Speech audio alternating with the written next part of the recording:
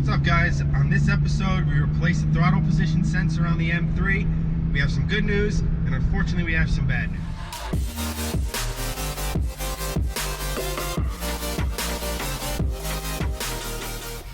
What's up, guys? Chad here from Shifting Lanes. We are actually on our way to my office so I could get the throttle position sensor, because everybody knows that the best place for car parts is on your desk at your job. Anyway, we took the M3 down to Long Valley Auto Works. Now, we had the clutch, the flywheel, and the rear main seal all replaced. I would have loved to have done that myself, but I just wanted to get that oil leak taken care of as soon as humanly possible because, well, let's face it, oil leaks, they're kind of scary. The good news is the clutch needed replacing. According to the mechanic, it was several days away from complete failure or just letting go. The flywheel looked like it either had never been replaced or it had been replaced a long time ago. So it's good that we got new parts in there. If you remember some of our previous videos, we thought that was the source of our oil leak. The only thing that's on this car, I believe that might be a potential issue, is the rear main seal. It is leaking a little bit, but nothing too bad. Number one thing with this motor is the rear main seal. This looks like a rear main seal leak. Okay. Because it's coming from over there, yeah. And what it's doing is it's leaking, and all the oil is just splashing back when the car's driving. Yeah. So it's not that bad. The bad news is the rear main wasn't the source of our oil leak.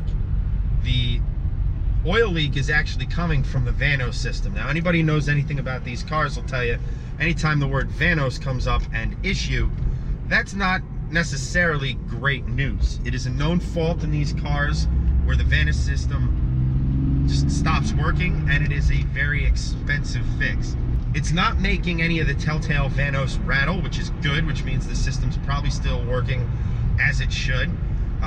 The oil leak is more than likely gasket related, which is phenomenal. The other thing with the oil leak was that it was getting on the belts, and that was actually the cause of our power steering line, which is great because for a relatively inexpensive price, we can fix the power steering line, we can fix the gaskets, and that effectively will get all of the mechanical issues sorted out.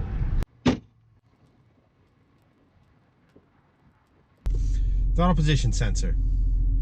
Now we just got to go to the shop and get the stuff installed.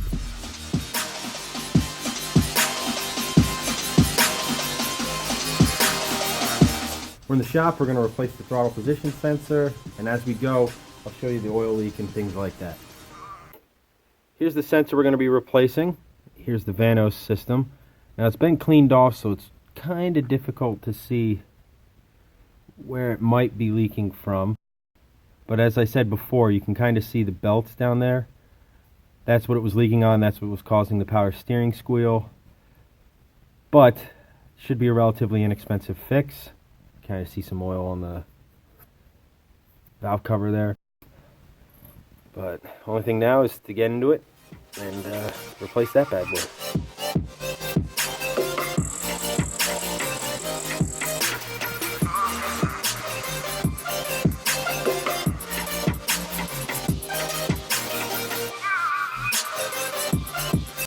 This is a throttle position sensor.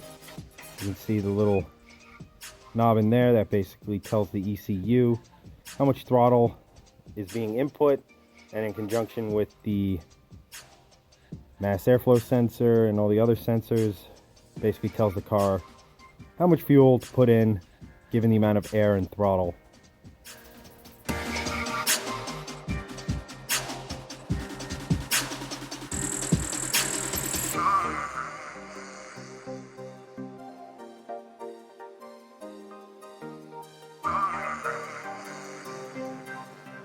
That's it. We got our brand new throttle position sensor in, cleared the codes, everything's working as it should be. Now, even though we did go through the effort and expense of replacing the rear main seal, the flywheel, and the clutch, there was some good news there, even though that wasn't the source of the oil leak. The clutch looked like it was very close to being done. The flywheel had either never been replaced or definitely wasn't replaced during the latch clutch replacement. And the main seal wasn't the source of the leak, however, that was the Vanos.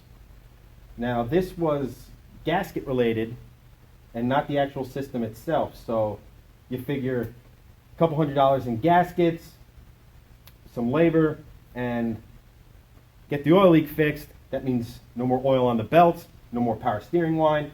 And the shifter, when we thought was just shifter bushings, was causing the slop in there. It was actually the shifter itself. There's a ball and socket joint in there, and that wears out over time, and that's the culprit for our slop in the shifter. So once we get that fixed, once we get the oil leak fixed, that's it for mechanical problems on this. And then we can go and focus on that interior, which needs a lot of love. But then that's it. Then we're done. Then we're going to be kicking some Volvo ass, which is always fun. Guys, if you liked the video, please consider subscribing. Hit the like button, share it with your friends. You can find me on social media at Chenedy83. You can find Shifting Lanes on social media at Shifting Lanes. Hope you enjoyed. I'll catch you next time.